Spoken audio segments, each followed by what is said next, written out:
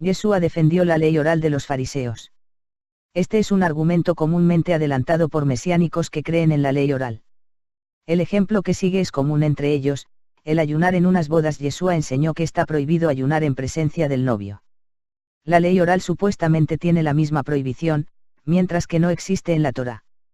Según el argumento, por consiguiente, Yeshua defendió la ley oral. No estoy del todo seguro que esta ley realmente aparece en los escritos rabínicos tempranos. La fuente presentada por estos mesiánicos de la ley oral es el Talmud babilónico en su K25b. De hecho, lo que dice ese pasaje es así: nuestros rabinos han enseñado así, el novio, y los osbins, pajes del novio, y todos los huéspedes están libres de las obligaciones de oración y tefilín, pero están obligados a leer la Shemá, Talmud babilónico, su K25b edición Soncino. Ese pasaje no dice nada sobre el luto o el ayuno en presencia del novio. Pero digamos por un momento que sí aparece en alguna parte de la ley oral. Aún así no tendría nada que ver con lo que dijo Yeshua en Mateo 9, 14 y 15. En Mateo 9, 14, los discípulos de Juan le preguntan a Yeshua por qué es que sus discípulos no practican el ayuno como lo hacían otros judíos de ese periodo. Yeshua responde en el versículo 15, Yeshua les dijo: ¿acaso pueden los que están de bodas tener luto entre tanto que el esposo está con ellos? Pero vendrán días cuando el esposo les será quitado y entonces ayunarán. Mateo 9, 15 Reina Valera 60. La respuesta de Yeshua se vale de una metáfora basada en el sentido común. La metáfora compara a Yeshua con un novio o esposo, y explica que mientras él esté con ellos, las bodas metafóricas se están celebrando. En el Israel de la antigüedad, el ayuno era algo que se practicaba como señal de tristeza, y obviamente uno no ayunaría para expresar tristeza durante una celebración. Esencialmente, lo que decía Yeshua era que uno no debe llorar en una fiesta, uno solo llora cuando se ha terminado la fiesta, y especialmente cuando el anfitrión de la fiesta ha muerto. Yeshua les decía que cuando él falte se acabará la fiesta y sus discípulos tendrán razón de ayunar y estar de luto. Aparece un pensamiento parecido en Juan 4 y 20. ¿Acaso necesitaba Yeshua la ley oral para que le dijera que uno no llora en una fiesta, ni está de luto al celebrar unas bodas? Los que usan este argumento, y otros similares, como prueba de que Yeshua defendía la ley oral, están esencialmente legalizando el uso de Yeshua de las metáforas de sentido común y las actividades normales de cada día, para convertirlas en leyes farisaicas.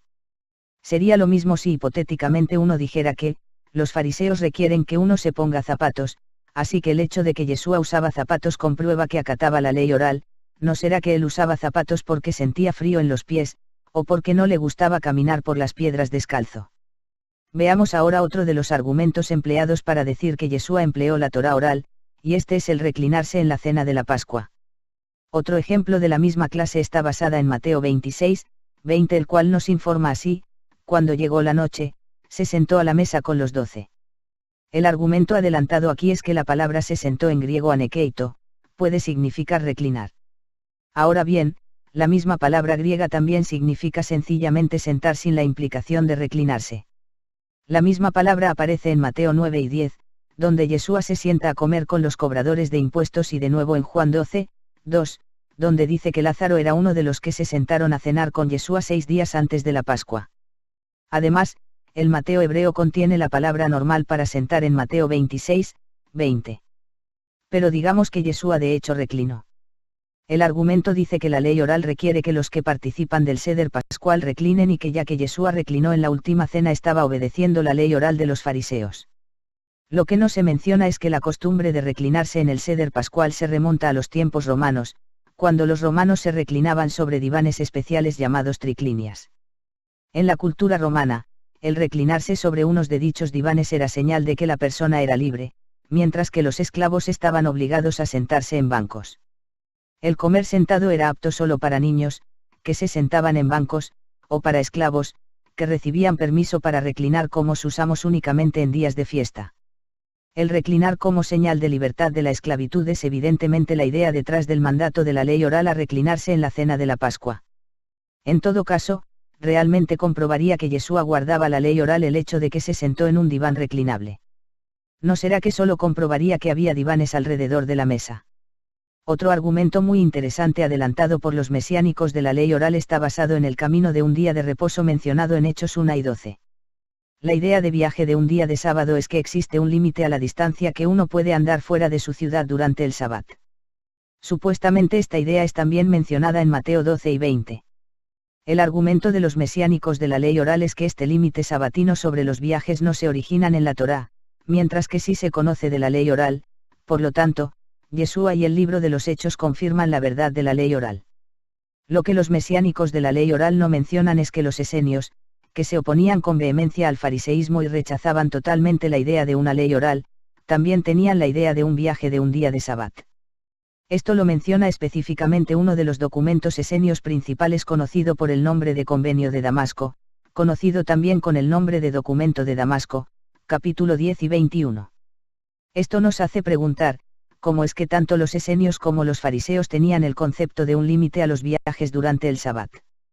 La fuente de este concepto no puede ser la ley oral, ya que los esenios no creían en la ley oral. Es más, la idea origina en la Torá, en Éxodo capítulo 16. En ese pasaje, los israelitas recibieron el mandamiento de no recoger maná el día Sabbat. Los israelitas hicieron caso omiso de este mandamiento, y el Creador respondió prohibiéndoles salir siquiera a los campos donde se recogía el maná. Esta prohibición aparece en Éxodo 4 y 29, mirad que el Señor os dio el día de reposo, y por eso en el sexto día os da pan para 2 días. Quédese, pues, cada uno en su lugar, y nadie salga de él en el séptimo día. Entonces, ¿qué significa que nadie salga de su lugar? En su contexto, los israelitas salían de sus campamentos para recoger maná de los campos circunvecinos. Así que, dentro de ese contexto, el salir de su lugar sería salir del campamento para entrar a los campos donde se podía recoger el maná. Cuando los israelitas entraron a la tierra prometida, ya no estaban en campamentos, así que naturalmente esta prohibición se le aplicaría a salir de la ciudad de uno. Es importantísimo entender aquí que las ciudades de Israel antiguo estaban divididas en 3 zonas: 1, la ciudad misma. 2, el Migras o potrero. La Reina Valera 60 los llama ejidos, fuera de las murallas de la ciudad, y finalmente 3, los campos agrícolas. Esta división en 3 zonas distintas era un hecho de la vida del israelita antiguo, mencionado en Números 35, 1 al 5. El propósito de la segunda zona, el Migras, es explicado en Josué 14, 4. Es la zona donde viven los animales afuera de la ciudad. Aparentemente, tanto los fariseos como los esenios entendían que la prohibición de salir de su lugar se aplicaba únicamente a salir a los campos, zona 3, pero no a entrar al Migras, zona 2. De manera que la caminata fuera de la ciudad hasta el límite de la zona del Migras era la distancia máxima que uno podía caminar por fuera de la ciudad. Este era el viaje de un día de Sabbat. ¿Cómo fue que tanto los fariseos como los esenios llegaron a la conclusión que era permitido salir a la zona de Migras? Por el sentido común. En el Israel de la antigüedad, no había sido inventada la cañería interna, y la gente tenía que salir hasta la zona de Migras para aliviarse. El Creador no le prohibiría a la gente salir al excusado. Números 35, 4, define al Migras perteneciente a los levitas como de 1000 cúbitos. Difícilmente puede ser coincidencia que el Convenio de Damasco de los Esenios 10 y 21 define el límite del viaje de sábado en 1000 cúbitos fuera de la ciudad.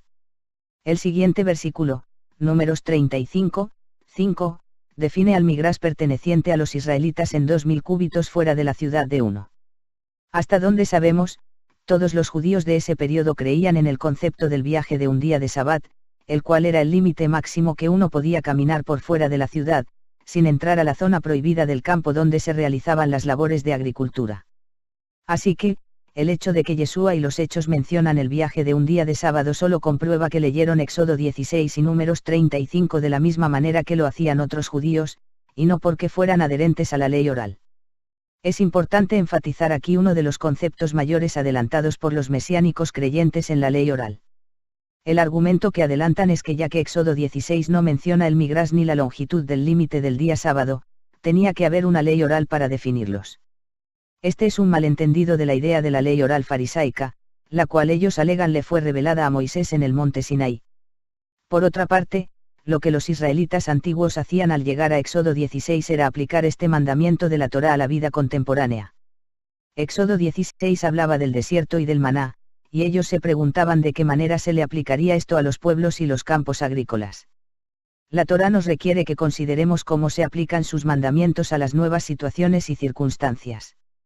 Eso se tiene que hacerse escudriñando las escrituras conforme a su lenguaje y su contexto, y así tratar de derivar principios claros implícitos en los mandamientos, los cuales pueden ser aplicados a las nuevas circunstancias. Esto, sin embargo, no es una ley oral. Esto es sencillamente vivir conforme a la Torá. La ley oral puede hacer algo similar, pero luego alega que las respuestas que consiguen son obligatorias porque le fueron reveladas a Moisés en el monte Sinaí, o porque son promulgaciones rabínicas basadas en la supuesta autoridad divina del rabino. Es importante distinguir entre la interpretación y aplicación de la Torá y el depender de la autoridad y las tradiciones humanas. Esto último es enseñar como doctrinas los mandamientos de hombres. Los sacrificios en Sabbat. Otro argumento de los mesiánicos creyentes en la ley oral está basado en la declaración de Yeshua en Mateo 12, 5, ¿o no habéis leído en la Torá, como en el día de reposo los sacerdotes en el templo profanan el día de reposo, y son sin culpa? El argumento alega que en ninguna parte de la Torá dice que los sacerdotes son sin culpa por trabajar en el templo, y que eso solo lo dice la ley oral, donde dice que el servicio del sacrificio supedita al sábado, Talmud babilónico, Sabbat 132b. Que por tanto, Yeshua fundamenta su declaración sobre la ley oral. El problema de este argumento es que Yeshua específicamente dice que está basando su declaración en la Torá escrita. Él comienza diciendo, ¿o no habéis leído en la Torá? En la época de Yeshua, la ley oral aún se recitaba oralmente, y por lo tanto no podía ser leída. Así que la ley referida por Yeshua tiene que ser la Torá escrita. Así que ¿dónde está escrito en la Torá que los sacrificios se pueden ofrecer en sábado? Lo dice explícitamente en Números 28, 9 y 10. 28, 9 más el día de reposo, 2 corderos de un año sin defecto, y 2 décimas de flor de harina amasada con aceite, como ofrenda, con su libación. 28, 10, es el holocausto de cada día de reposo, además del holocausto continuo y su libación. No solo se les permite a los sacerdotes traer sacrificios en Sabbat, sino que se les ordena específicamente hacerlo.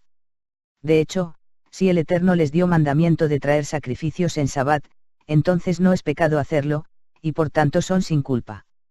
Este es el significado claro de lo que dice la Torá escrita. Siguiente argumento. Otra prueba que presentan los mesiánicos creyentes en la ley oral es que Yeshua bendijo antes de comer. Esta costumbre no la manda la Torá según ellos, pero es requerida por la ley oral. Por tanto, Yeshua debe haber aceptado la ley oral. El pasaje en cuestión es Mateo 14, 19, entonces mandó a la gente recostarse sobre la hierba, y tomando los 5 panes y los 2 peces, y levantando los ojos al cielo, bendijo, y partió y dio los panes a los discípulos, y los discípulos a la multitud. Lo cierto es que este concepto se encuentra presente en la Torá escrita y lo encontramos en Deuteronomio 8, 10 cuando hayas comido hasta saciarte, dale gracias a tu Elohim por la buena tierra que te ha dado. El reclamo es que fueron los rabinos los que cambiaron el orden para que después de comer no se te olvidara dar gracias. La Torá escrita dice, 1 comerás. 2 y darás gracias, supuestamente los rabinos lo cambiaron por, 1 primero da gracias. 2 luego comes. La ley oral no puede reclamar monopolio sobre la idea de bendecir al Creador antes de comer cuando uno se sienta a tomar una comida comunal. Vemos que Melquisedec bendijo así cuando le presentó pan y vino a Abraham en Génesis 14, 18 al 20. Aquí también podemos señalar el hecho de que los esenios, que de manera vehemente rechazaban la ley oral farisaica, también bendecían antes de compartir las comidas comunales. Manuscrito 1 QS, 3 al 5.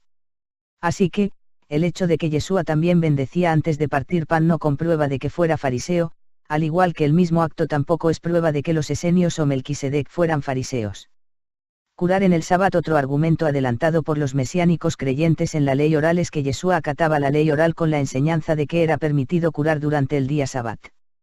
Ellos citan la Misná, Sabbat 22, 5, como prueba de que la ley oral enseña que es permitido curar durante el Sabbat, pero en realidad, ese pasaje de la Misná no dice nada en absoluto relacionado con curar durante el día Sabbat. Así que, ¿qué era lo que creían los fariseos acerca de curar durante el día Sabbat? La ley rabínica moderna permite toda y cualquier clase de curación durante el Sabbat, pero la ley farisaica antigua tenía límites sobre lo que era permitido y lo que no era permitido durante el Sabbat. Por ejemplo, la Misná, Sabbat 18, 3, declara que se permite ayudarle a una mujer de parto durante el Sabbat. Por otra parte, las leyes relacionadas con la curación de heridas son más complejas, y esto solo se permite en determinadas circunstancias. Si uno manipula un absceso durante el Sabbat, si es con el fin de hacerle un agujero, es reo de pecado, si es con el fin de sacarle la materia, está exento de pecar. Edición Soncino. Resulta realmente increíble que alguien alegase que Yeshua se fundamentaba sobre la ley oral para la cuestión de curar. De hecho, lo contrario es la verdad. Todo lo que se necesita es leer la historia en Lucas, para ver que los fariseos eran los que se oponían a la curación durante el Sabbat. Y le acechaban los escribas y los fariseos, para ver si en el día de reposo los sanaría, a fin de hallar de qué acusarle. Lucas 6, 7, está claro que lo que dice esto es que los fariseos querían pescar a Yeshua curando el día Sabbat, para que le pudieran acusar de violar el Sabbat.